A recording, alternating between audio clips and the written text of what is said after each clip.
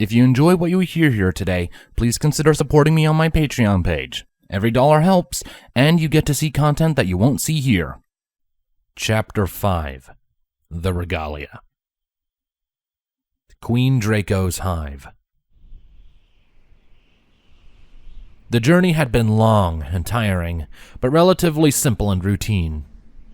Queen Draco had traveled to and from her hive many times throughout her life, and the longevity of the journey was no longer of any consequence to her. While her escort returned to their families and their beds for well-deserved rest, Draco did not. There was important business to attend to, business that she would not delay. "Have there been any issues?" Queen Draco asked her archmage as they walked up the mountainside pathway, several other drones moving up and down as well. "If there was, I promise I would have informed you immediately over the hive mind," the archmage assured. "And none have yet entered?" "No," the mage responded. "The doorway is unlocked and without the wards that protected it previously, but we have waited until your return, as per your own orders, your highness." "Good. We know not what lies within. It's the reason why I had my friend wait before joining us here." The mage nodded. "How far do you want us to go? I know you wanted Queen Twilight to share in this." "Just far enough to ensure all is well," Draco commanded. "That is, no traps, no giant Ursa Major rampaging out at us. Just a ruin to be explored." "I understand, your highness," the mage responded as the two approached the two large doors carved into the mountainside. A large contingent of guards were waiting, along with a small team of specialized mages to help disarm any magical obstacles they might encounter. The guards were all stood to attention smartly in their red armor, the unarmored mages bowing as their queen approached. The changelings parted around their queen as she approached the doorway, examining it with a keen eye. What was once an object covered in enchantments of all types was now inert and defenseless, and gave no resistance as Queen Draco grabbed onto it with her magic and slowly began to open the giant doors. The doors were outwards opening, meaning the changelings had to take a few steps back as the giant objects turned on their ancient hinges. Within was a massive entrance hall, crafted with very recognizable changeling architecture. Unlit torches hung silently along the walls. A second, far smaller door sat at the end of the entrance hall. "Light those torches," the archmage commanded, the others quickly sparking their horns to life. Soon, they caused green flames to spring forth from the torches, throwing the darkness back and illuminating everything in a light green hue.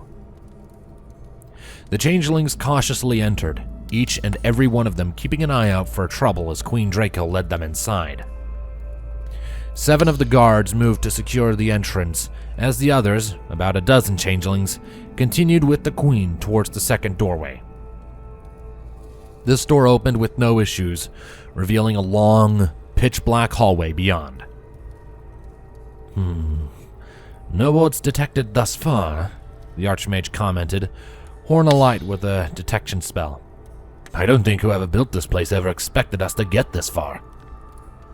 "Or they were corroded by time," another drone suggested.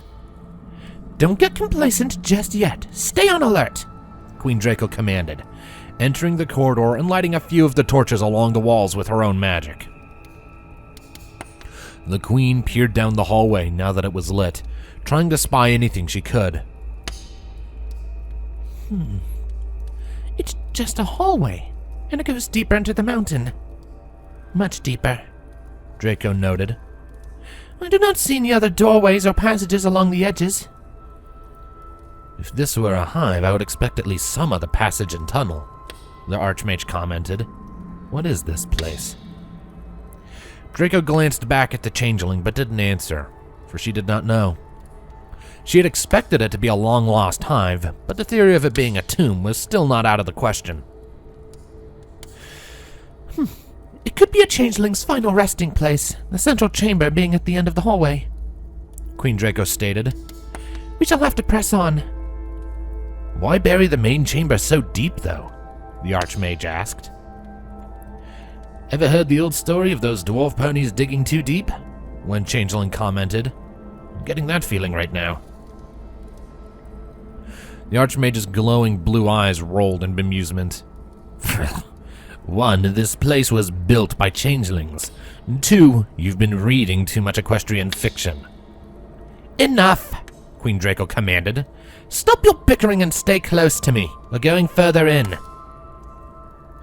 They continued on in silence after that, the corridor going deeper and deeper into the mountain as the way twisted and turned, but always steadily moved downwards. The whole time, there were no other paths to take, no doorways leading to other destinations, just one singular path leading them to one final destination. A destination they had yet to set eyes upon and had no indication of when it would be reached. Whoever built this place wanted whatever it contains buried deep, the Archmage finally stated. Very deep. We're spiraling deeper under the mountain. We have to be approaching its core. The center of the mountain, Draco mused. That sounds like the location our destination would be found in a place like this. The deepest point in the rock. Anything at the entrance? Draco asked over the hive to the changeling they had left behind. No, Your Highness. All is quiet here. We await your return. Queen Draco hummed and was about to ask the Archmage something when the corridor suddenly ended. There was nothing, just a wall to greet them after all their efforts. The Archmage blinked. What? This can't be right. A dead end? So it appears, Draco thoughtfully stated. Is this an illusion? The Archmage cast a few spells on the wall to test it, even placing a hoof on the wall to be sure, groaning at the result. No, my queen. It's completely solid. The changelings looked between one another, confused. Meanwhile, Queen Draco just continued to examine it. As she looked at the wall, she could swear she could hear a feminine voice whispering from beyond the wall. Something was calling out to her.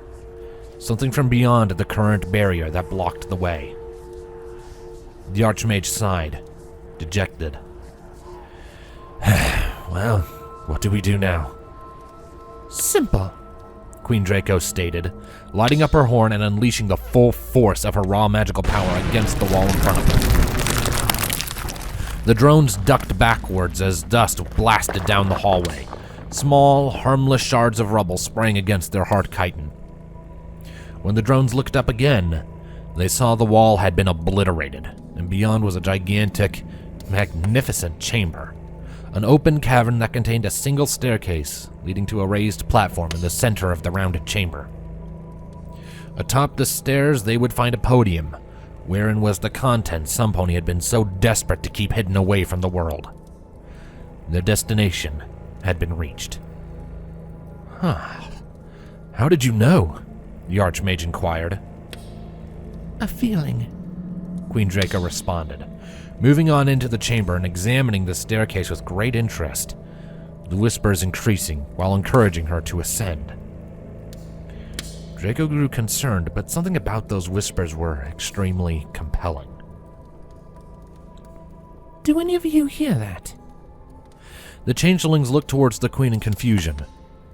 Hear what, Your Majesty? Draco's concern grew. She had a bad feeling creeping up on her. All of you stay here as I move up the staircase, she commanded. But Your Highness, we don't know what's up there. Which is why I want you down here, Queen Draco snapped.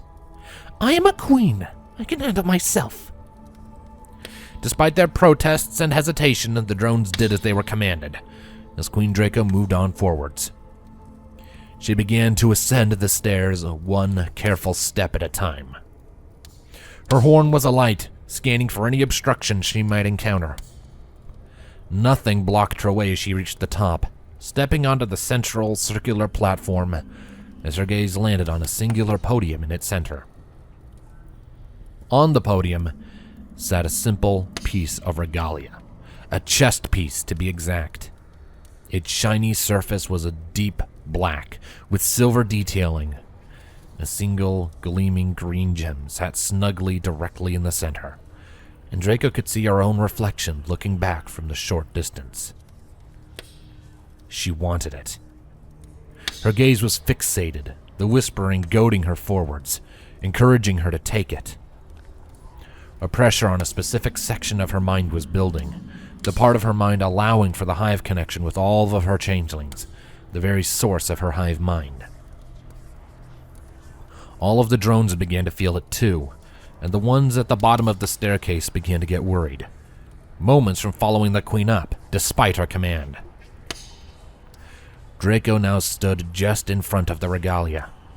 Part of her wanted to flee, to run as far away as she could, while sealing the vault up tight once more. But the whispering and pressure was too great.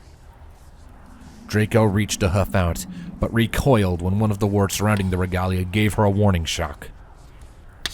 The changeling's horn glowed as she scanned the podium, finding the wards were decayed and weak.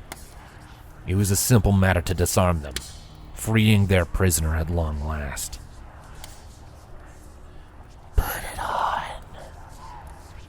Draco levitated the Regalia up with her magic, studying it in a zombie-like daze.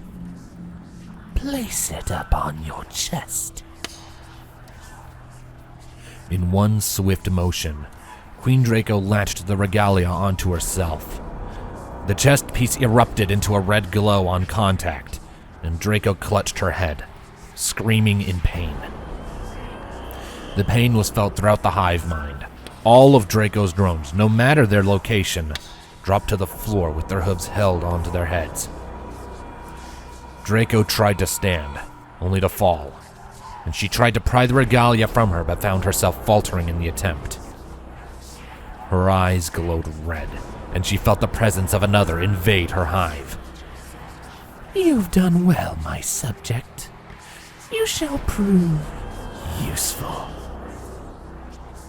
Draco screamed.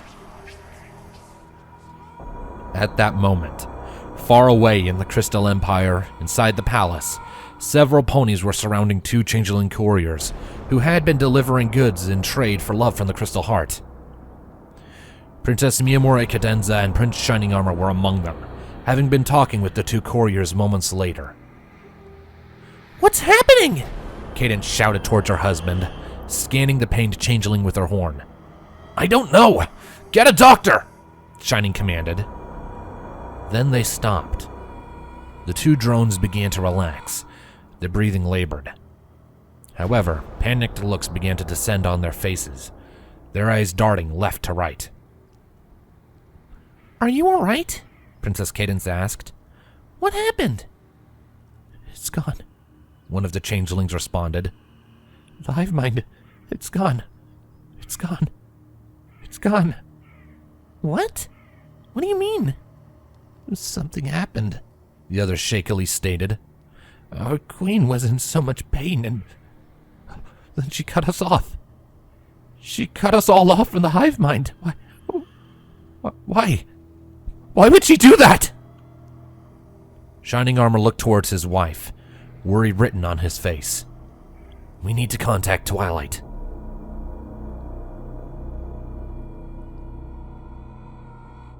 The Equestrian Hive. Twilight yawned.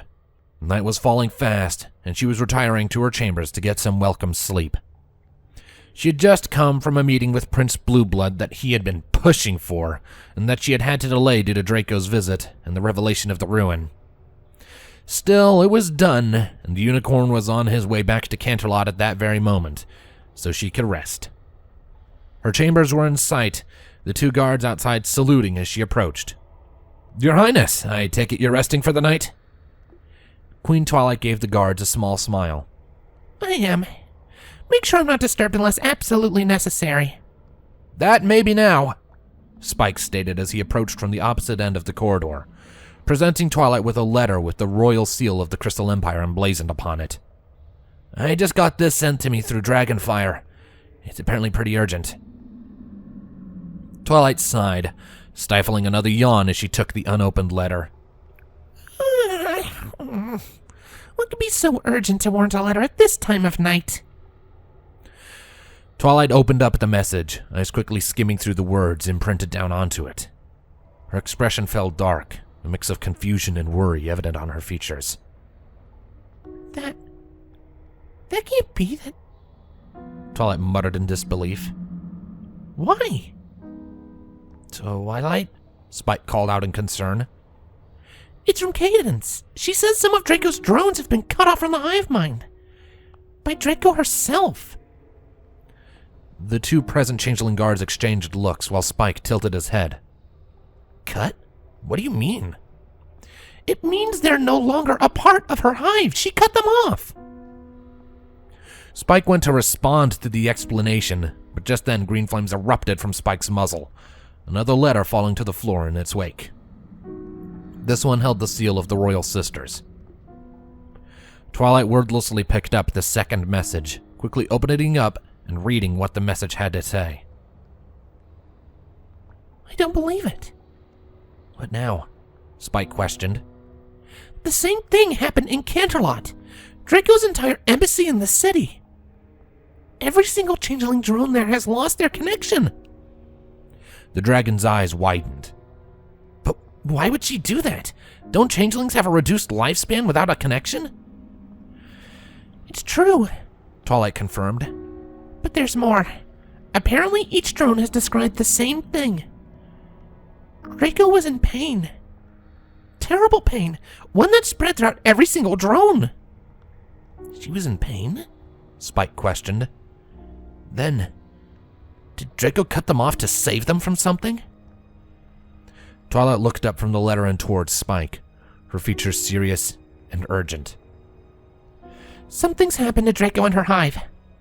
Something terrible.